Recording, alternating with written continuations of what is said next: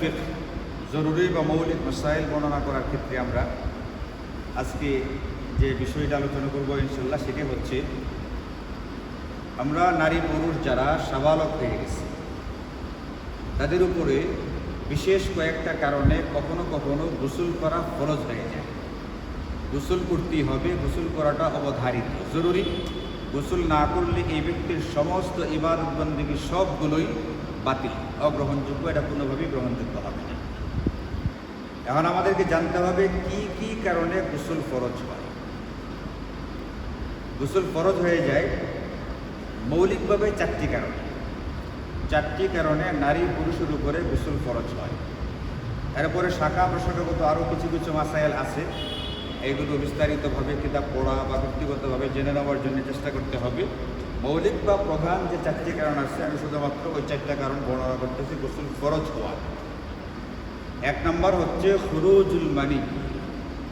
আপনাদেরকে গত একটা আলোচনা করতে গিয়ে প্রসঙ্গক্রমে বলেছিলাম, এটা আমাদের নারী পুরুষ যখন একান্তে মিলিত হয়, একান্ত মিলিত হতে গেলে এখানে দুই রকমের ধাতু বের হয়।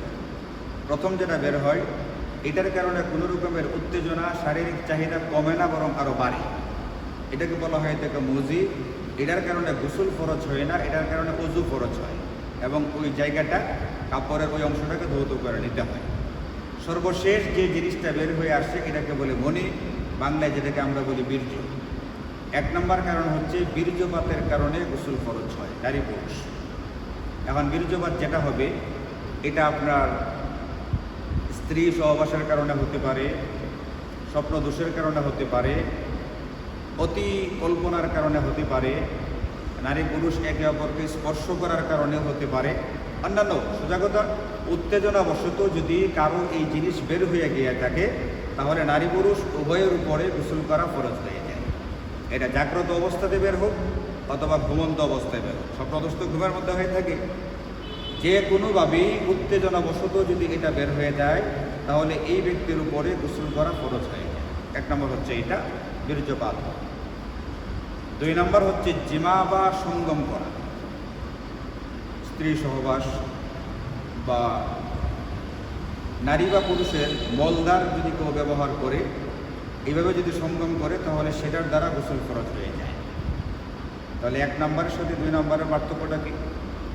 এক নম্বরটা ছিল বীর্যপাত হওয়া, সেটা যেভাবেই হোক না কেন, সঙ্গম বা অন্য যে কোনো কারণে বীর্যপাত হয়ে গেলে গোসল ফরজ হয়। দুই নম্বরটা হচ্ছে বীর্যপাত হোক বা না হোক, পুরুষের খতনা করার পরে যে খালি জায়গাটা থাকে, খতনা কিন্তু যতটুকু জায়গা আছে এতটুকু জায়গা যদি তার নারীর অপরপক্ষের জনিতে বা পিছনের রাস্তায় যদি প্রবেশ করে, শুধুমাত্র অল্প একটু অংশ, প্রথম যে অংশটা আছে এতটুকু অংশ প্রবেশ করার পরে যদি বীর্যপাত নাও হয়, এর পুরো ব্যক্তির উপরে গোসল ফরজ হয়।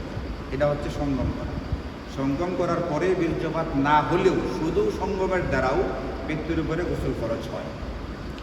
এখন নিজের বিবাহিতা স্ত্রীর সাথে যদি সামনের রাস্তায়, পাশিকের রাস্তায় এটা হয়, এটা তো বৈধ, এটার কোনো অসুবিধা নেই, এটা যদি সে গোসল করে নেবে।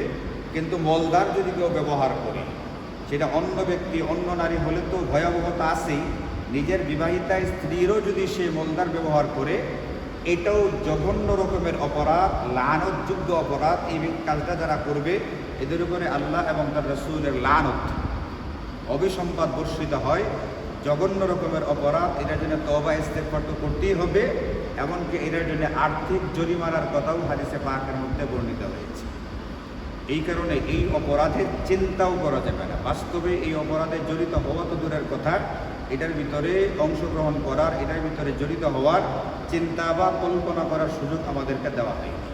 এই অপরাধী ছিল কওমে লূত। কুরআনুল কারীমে যাদের আলোচনা আছে, আল্লাহ এদেরকে এত ভয়ঙ্কর শাস্তি দিচ্ছেন যে এদের পুরা এলাকাটাকে জমিন থেকে, জমিন সহকারে আকাশ পর্যন্ত উঠায় নেওয়া হয়েছে। এদেরকে উল্টো করে তারপরে জমিনে ছেড়ে দেওয়া হয়েছে। মানুষগুলো নিচে, মাটি উপর থেকে পড়ার কারণে মাটি একবারে নিচে গিয়ে এখানে পানি উঠে গেছে। বাহরুল মাইয়িত, এটাকে বলে মৃত সাগর, ডেড সি, এটা এখনও আছে জর্ডানের আশেপাশে। তো জঘন্য অপরাধ, ইসলামে যতগুলো অপরাধকে খুব মারাত্মক রকমের ঘোষণা করা হয়েছে এর ভিতরে একটি হচ্ছে এটা। তো এটা একদিকে গোসল তো ফরজ হবেই, কিন্তু এর মানে এই না যে মলদার ব্যবহার করার সুযোগ আছে, এটা একেবারে জায়েজ না। এখন বিভিন্ন দেশে, বিভিন্ন অঞ্চলে, বিভিন্ন দেশের একবারে পার্লামেন্টে এটাকে বৈধতা দেওয়ার চেষ্টা করতেছে, পুরুষে পুরুষে বিয়ে। এটা মানে পৃথিবীটাকে ধ্বংস করার জন্যে, কিয়ামতকে কাছে ডাইকে আনার জন্য একটা কি করা হচ্ছে, চেষ্টা করা হচ্ছে। এটা করা মানে হচ্ছে পৃথিবীতে বিভিন্ন রকমের আযাব গজব ছড়াবে, এবং এই কাজের দ্বারা পৃথিবীতে ভয়ঙ্কর ভয়ঙ্কর রোগ ব্যাধি এইগুলো ছড়াচ্ছে। কিছুদিন আগে একটা পেপারে পড়লাম, কোন জায়গায় যেন অনেকগুলো রোগী ধরা পড়ছে, মানে রোগ ধরা পড়ছে এইডস, তারা এইডসে আক্রান্ত, এবং এইগুলোর বেশিরভাগের কারণ খুঁজে পাওয়া গেছে এরা হচ্ছে সমকামিতার কারণে এটা যত পরিমাণে ছড়ায়, স্বাভাবিক বৈধভাবে এটা এতটা ছড়াইবার কোনো কি নেই, সুযোগ নেই। এই জন্য একটা জঘন্য অপরাধ, এটার কোনো অনুমতি নেই। শুধু গোসল ফরজের কারণটা বর্ণনা করে দেওয়া হলো, সামনে বা পেছনের রাস্তায় সঙ্গম, এটা গোসল ফরজ হয়ে যাওয়ার দ্বিতীয় কারণ, যদিও মলদার ব্যবহার করা একেবারে শরীয়তে নিষিদ্ধ।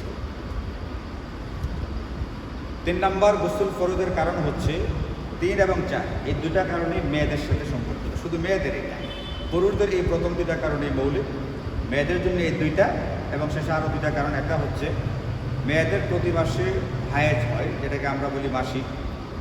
মাসিক হওয়ার দ্বারা গোসল ফরজ হয় না, মাসিক বন্ধ হয়ে গেলে নারীর উপরে গোসল করা ফরজ হয়ে যায়। প্রতি মাসে যে ঋতুস্রাব বা রক্তস্রাব হয়, এটাকে বলা হয় এটাকে মাসিক। মাসিক শুরু হলেই মেয়ের উপরে গোসল ফরজ হয়। আজকে শুরু হয়েছে, আজকে গোসল করে লাভটা কি? মাসিক তো হবে 3 দিন কমপক্ষে। এই জন্য গোসল ফরজের কারণ হচ্ছে মাসিক বন্ধ হওয়া।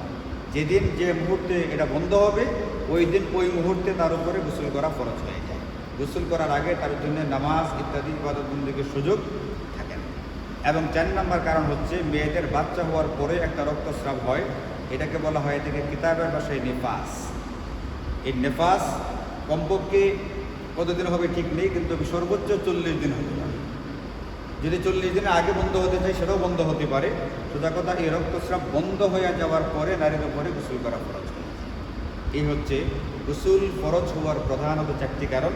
1 নম্বর, যা সজাগ বা ঘুমন্ত যে কোনো অবস্থাতেই, যে কোনো কারণে, যে কোনোভাবে উত্তেজনাবশত বীর্যপাত হওয়া। 2 নম্বর হচ্ছে সঙ্গম করা। 3 নম্বর হচ্ছে মাসিক বন্ধ হওয়া, এবং 4 নম্বর হচ্ছে নেফাস বন্ধ হওয়া। এই 4টি কারণে গোসল ফরজ হয়ে গিয়ে থাকে। যদি কারো মধ্যে এই 4টির কোনো একটা দেখা দেয়, সেই ব্যক্তিকে অতি জরুরি ভিত্তিতে গোসল করে নিতে হবে ফরজ ইবাদত হিসাবে। আল্লাহ তাআলা আমাদেরকে বোঝার তৌফিক দান করুন। আলহামদুলিল্লাহ।